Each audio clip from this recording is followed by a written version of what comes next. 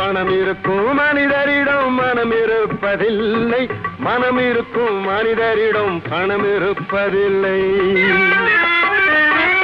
பணம் படைத்த வீட்டினிலே வந்ததெல்லாம் சொந்தம், பணம் இல்லாத மனிதருக்கு சொந்தம் எல்லாம் துன்பம். புத்தியுள்ள மனிதனெல்லாம் வெற்றி காண்பதில்லை, வெற்றி பெற்ற மனிதனெல்லாம் புத்திசாலி இல்லை, புத்திசாலி இல்லை.